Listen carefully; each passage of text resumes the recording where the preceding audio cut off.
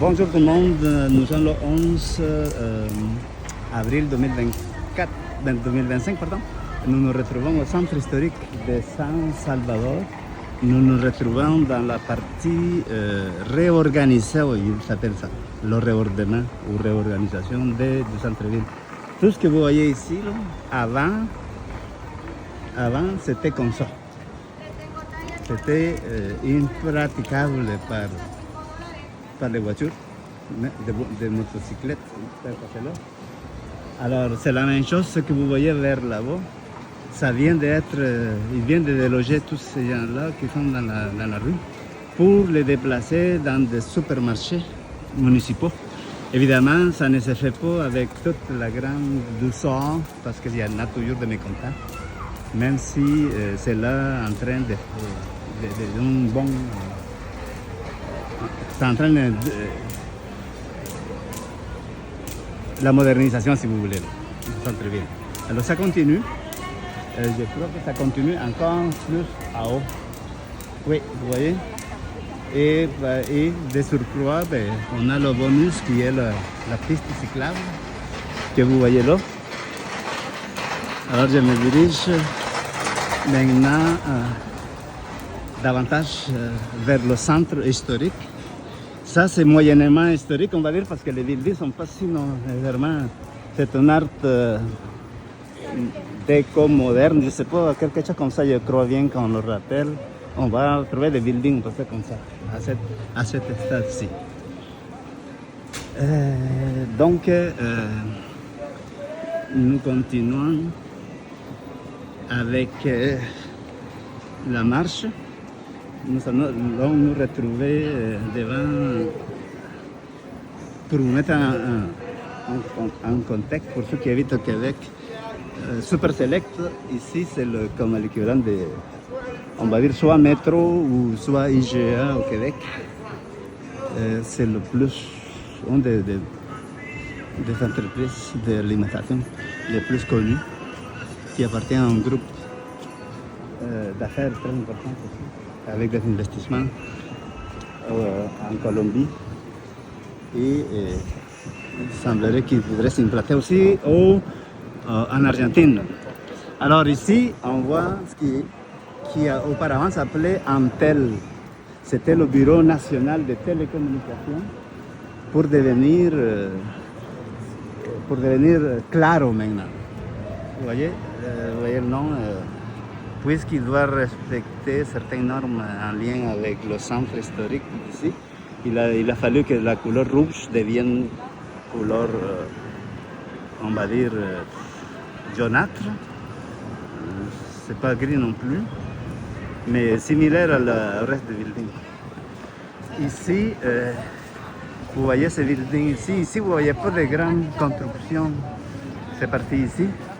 Parce qu'avant, il y avait en 86, lors du tremblement de terre qui a tué autour de 5000 personnes, il y avait un édifice qui portait son nom, Rubén Darío, où des milliers de personnes sont restées ensevelies.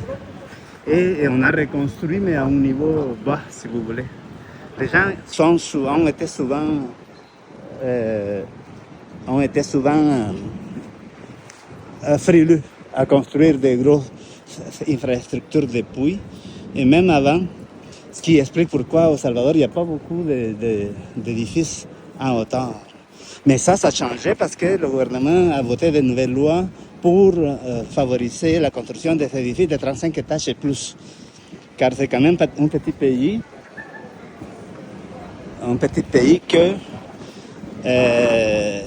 dont l'espace est très important. Donc ils veulent favoriser la construction verticale et non pas horizontale. Évidemment, on n'a pas le choix des fois, mais il y a quand même des bonifications de crédits d'impôt pour les édifices de 85 étages et plus. Ce qui fait que déjà, il y a des édifices de 70 étages qui sont déjà sur la planche à dessin des architectes. Donc, une multinationale qui va amener son siège social ici, à San Salvador, car tout le monde sait que le Salvador était le premier pays au monde à rendre le Bitcoin comme monnaie de cours légale. Et cela a entraîné beaucoup de Bitcoiners pour s'installer au Canada. Le Salvador aussi est en train de faire figure de pionnier aussi en ce qui a trait à la législation en lien avec l'intelligence artificielle. Donc, on voit bien ici, ça c'est le marché Hula Hula, Mercado Hula Hula. Là, on voit un proverbe, si vous voulez, ou une pensée de Rubén Darío. Rubén Darío, c'est un poète nicaraguayen qui est connu, très populaire en Amérique centrale, surtout. J'imagine qu'en Amérique latine, il doit être connu aussi. Alors, il a écrit « Si petite est la patrie, en grande, quelqu'un la rêve en grande. » Rubén Darío. Donc, voilà. On a un McDonald's ici. Vous voyez aussi qu'il s'est aussi accommodé au règlement du centre historique pour que sa couleur s'agence bien aussi avec son entourage. On voit là-bas une église un peu à style gothique. C'est spécial voir ça là-bas. Évidemment, d'ici, je ne vois pas Ok, on voit les tours là-bas. C'est que je vais agrandir, que vous voyez, si vous voyez à travers les fils, là. À un moment donné, on irait loin de là, proche de là. Mais sinon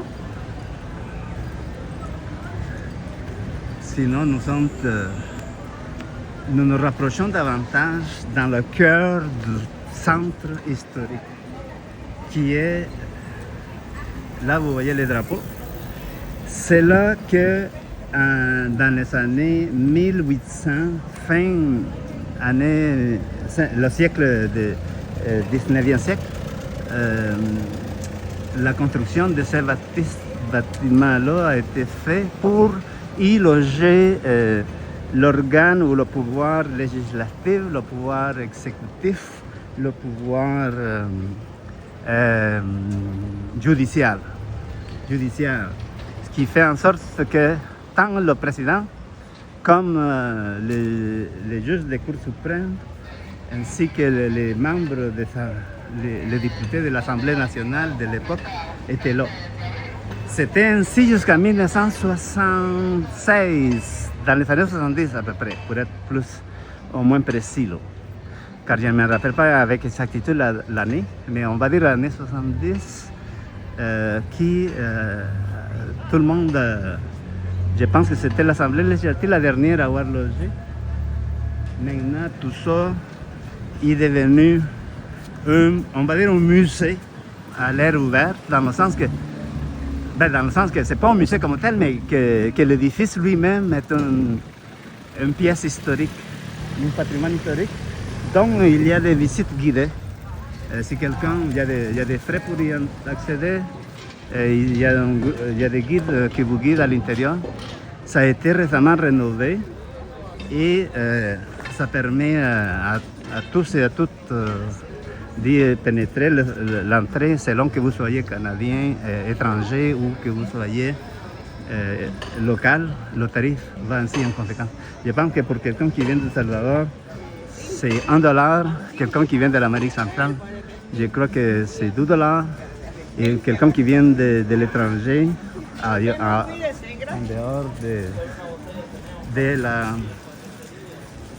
de l'Amérique centrale, il y aurait un prix de $3.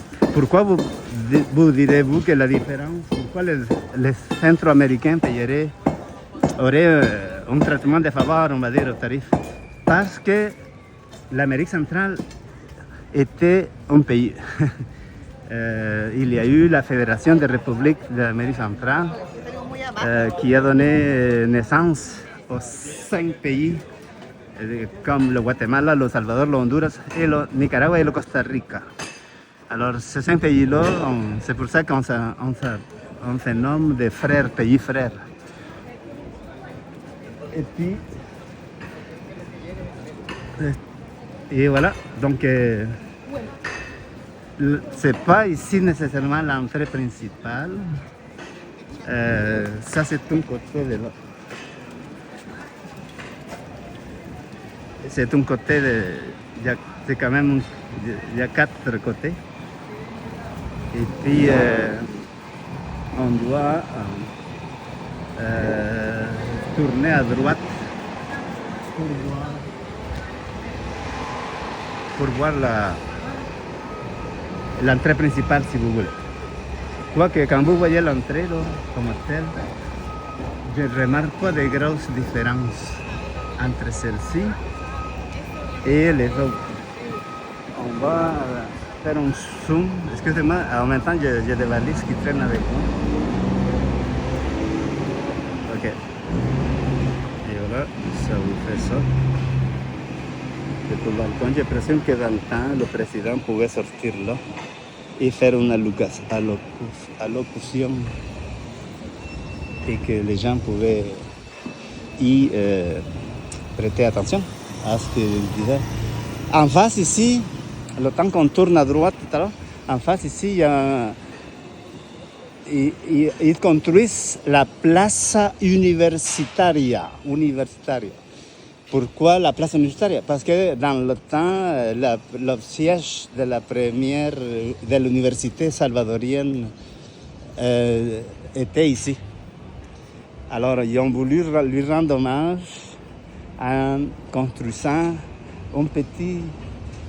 C'est pas un centre d'achat, mais c'est un centre de loisirs aussi, parce qu'à l'intérieur, vous voyez, là je vous montre seulement cette partie-là, il a été construit en respectant un certain critère historique, si vous voulez, là, avec, on va dire, similaire, vous voyez quand même un peu à l'architecture d'antan laquelle se ressemble au Palacio Nacional. C'est ça, je ne vous avais pas dit le nom ici, là, c'est Palacio Nacional, soit le Palais National. Ok, c'est que si je reviens ici, je vais peut-être vous montrer.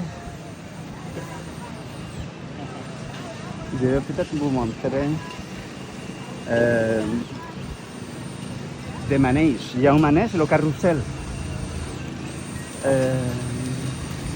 Je ne sais pas, je pense que je ne suis pas de bon côté pour apprécier le carrousel. Mais il y a un carrousel qui est déjà à l'intérieur. Tout cela pour vous dire qu'il n'est pas encore prêt il n'est pas encore ouvert officiellement. Il est encore en train de se faire construire. Et on va continuer. Avant de vous présenter ici, on va retrouver. Ça, c'est la cathédrale de San Salvador. Vous voyez, elle, si elle pouvait parler, elle parlerait beaucoup, elle a beaucoup à raconter. Devant cet édifice-là, lors des funérailles de Monseigneur Romero, qui était martyr salvadorien, tué en 1980, lors des funérailles, il y a eu une tuerie ici en face. Le monde tombait comme des mouches, de sorte que, pour faire une histoire courte, Monseigneur Romero, c'était quelqu'un qui se dévouait pour les pauvres. Il critiquait beaucoup le gouvernement de cette époque-là, lors de la guerre civile salvadorienne, opposant les militaires et les groupes guerrilleros. Alors lui était comme... il se disait la voix des sans-voix. Alors, qui fait en sorte que ces restes à lui ont été enterrés dans une crypte à l'intérieur. Et ça fait un lieu de pèlerinage, car il a été canonisé. Il est un saint. Donc c'est Saint Arnulfo Romero. Saint Romero. Alors, pour quelques autres, il a été... si vous voyez l'aéroport international, il porte son nom. Si vous regardez, l'aéroport s'appelle aéroport Arnulfo Romero y Galdames. Monseigneur Arnulfo Romero y Galdames. Je dirais plutôt saint, parce que saint, ça veut dire saint. Il est saint. Comme je vous dis, il est un martyr. Et maintenant, on va sûrement dire la pièce de résistance, c'est la fameuse Binaes. C'est la plus grosse, c'est la plus moderne bibliothèque d'Amérique latine. C'est pas la plus grosse, avec 7 étages. Chaque étage comporte son lot de caractéristiques propres à certains âges, à certains groupes de la population. Et donc, pour faire une histoire courte, ceci est un don de la Chine au Salvador. C'est un don non remboursable, car évidemment, il y a eu des critiques. Il ne se peut pas qu'il soit non remboursable. Alors, le président, pour fermer court aux critiques, il a écrit dans ses réseaux sociaux, c'est quoi le mot que vous ne comprenez pas dans la France? Don non remboursable. Il a pris la peine de l'écrire, don non remboursable. Parce que de toute évidence, les critiques ne se font jamais sentir à cet égard-là lorsque les choses sont données. C'est pour ça, à ce moment-là, que vous voyez le drapeau de la Chine. Okay. Il faut dire que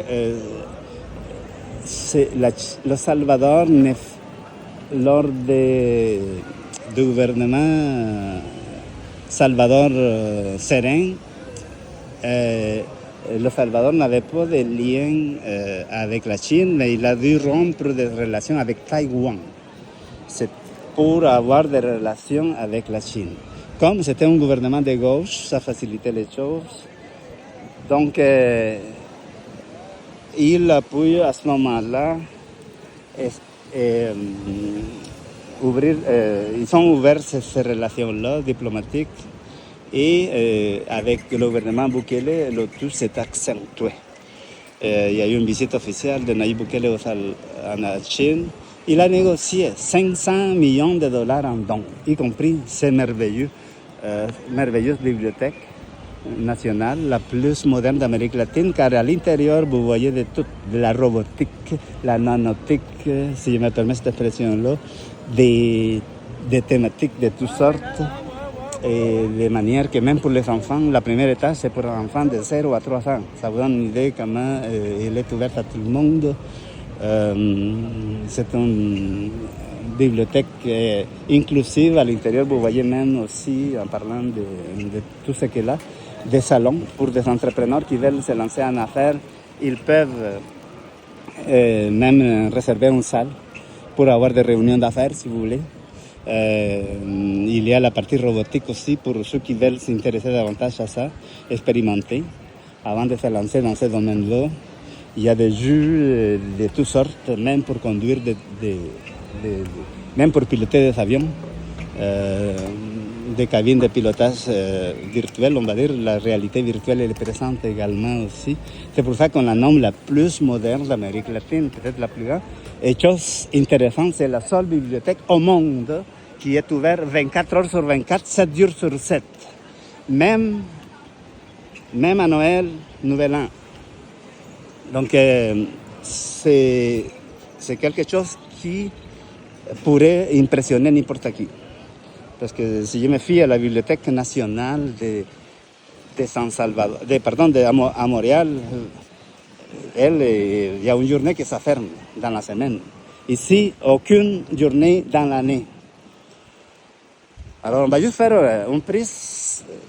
Là où est le nom, on voit l'emblème salvadorien à gauche. Ok, je vais me mettre de face pour avoir une prise beaucoup plus centrée.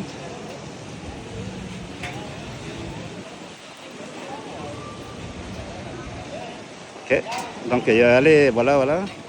Et si je me rapproche un peu plus, on a là l'emblème.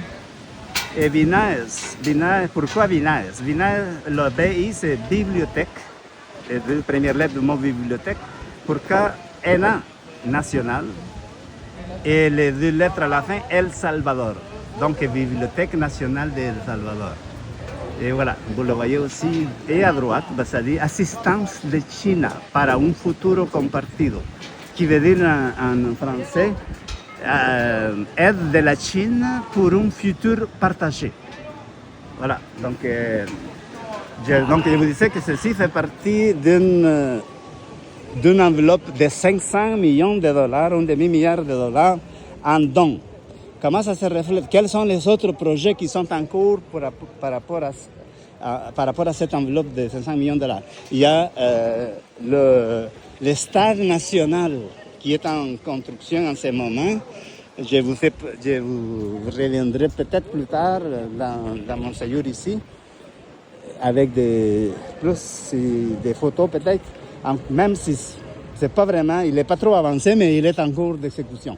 On connaît même la date déjà de finition. On parle de 2027, en juin 2027.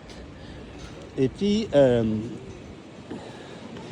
ce moment-là, on va voir ce qu'on dit. Alors ici, qui fait que, donc c'est ça, juste les stades, ça coûte à peu près, on parle de même pas 300 millions de dollars, mais ça serait le plus beau. C'est un stade qui répond à des normes écologiques, à des normes de sécurité, à toutes les normes possibles. 50 000 personnes. Es aquí enfrente, aquí, a la entrada del Linares. Aquí estamos en el lugar ya. Okay, désolé, j'ai dû parler en espagnol car ma soeur me parlait. Donc, ça, c'est le côté du stade. Ce que vous voyez en face. Alors, je vais vous montrer le côté principal, l'entrée principale du Palacio Nacional. Là, on voit la différence de l'entrée principale, c'est qu'on voit son nom, Palacio Nacional. Vous voyez? Contrairement à d'autres pays, ici, on fait toujours honneur à Christophe Colomb et à la reine Isabelle d'Espagne. Lorsque Christophe Colomb a entrepris le voyage en Amérique, lorsque la reine d'Espagne à cette époque-là a financé le voyage de Christophe Colomb. En face, on aurait la place de Centroamérique, la Plaza de Centroamérique. Ça comprend les 5, c'est pour ça que vous voyez les 5 drapeaux. Les 5 drapeaux de l'Amérique centrale. Maintenant, c'est plus que 5, donc on a plutôt 7, car le Belize et le Panama se sont ajoutés une fois que la République fédérale de l'Amérique centrale s'est dissoute. Donc on a ajouté le Panama et le Belize, c'est pour ça que vous en voyez autant de 7. Vous voyez, on commence par le Nicaragua, à gauche. Si on va de gauche à droite, on a le Nicaragua, le Guatemala, le Belize, le Costa Rica, le Honduras et le Panama. Donc, Panama et Belize, ce sont des pays qui se sont rajoutés par la suite. Vous voyez le drapeau tant de ce côté-ci que de l'autre côté. Ici, ce parc-là, c'est un parc emblématique également, car il a vraiment connu beaucoup de succès. C'est un petit, il a été inspiré de la place Versailles à Versailles. Donc, évidemment, lors d'une vue aérienne, on en voit davantage. Et on n'est pas capable d'apprécier davantage, évidemment, car ce n'est pas mon but aujourd'hui de venir vous présenter le tout. Mais normalement, derrière les panneaux en aluminium, là, il se construit une annexe à l'ancien hôtel du Palais. Okay? Et donc, c'est un édifice historique qui a été préservé. Donc, je vais faire un zoom pour que vous puissiez voir. Voilà. Ça, c'est un édifice historique qui donnait face au palais, qui a eu pour effet de conserver le nom Hôtel du Palais. Et donc, si vous voyez l'entrée, ça dégage l'air historique ayant entré à la même époque de la construction du palais de justice en face, du palais national juste en face.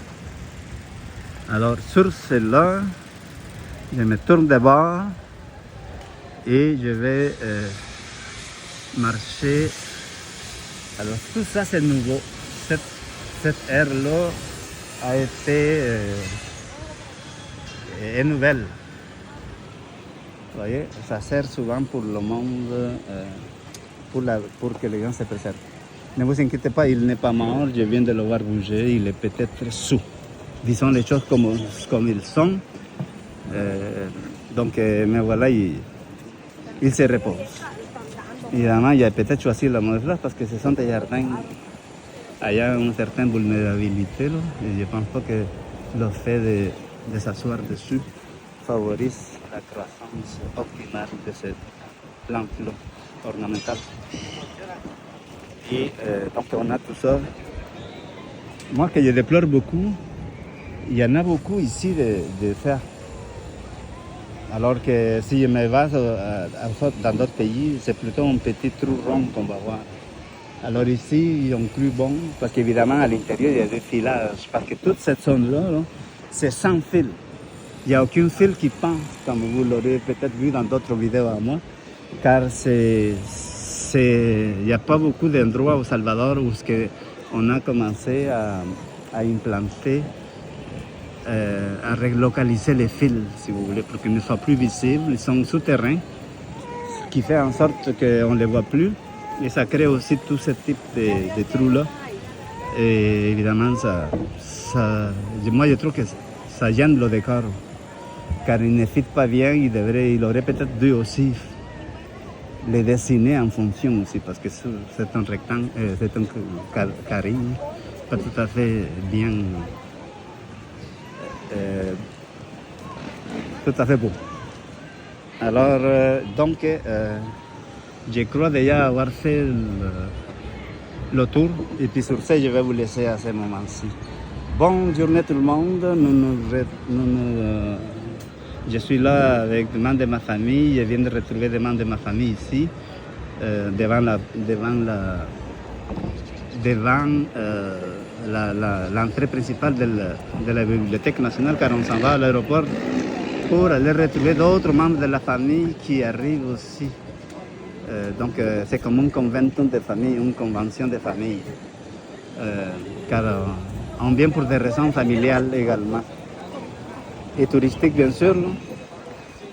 Bon, sur ce, à nouveau, bonne journée tout le monde. On va juste essayer de finir avec une vue derrière la fameuse, le panneau où le nom de El Salvador s'y retrouve. Ou peut-être je vais aussi vous en parler. Vous voyez le monsieur qui est là-bas? Lui, c'est Gerardo Barrios. Il a été tué dans le temps. Et c'est lui le responsable d'avoir amené au Salvador le café. C'est quelqu'un qui, à l'époque, voyageait beaucoup. Et puis, il a introduit le café au Salvador. Depuis le café, il se cultive beaucoup. Alors, vous voyez, Salvador à toute épreuve. Vous voyez les couleurs des lettres. C'est une technique développée au Salvador par un artiste d'origine espagnole, Fernando Llort. Llort, L-L-O-R-T. Si jamais vous voulez le chercher sur Google. Il a laissé sa marque souvent partout. On dit qu'à un moment donné, l'église était recouverte aussi d'une peinture avec sa technique, mais que pour des questions de croyances religieuses, il avait été déterminé qu'il fallait les retirer. Alors sur ce, je vous laisse et je vous souhaite de passer une excellente journée. Merci beaucoup.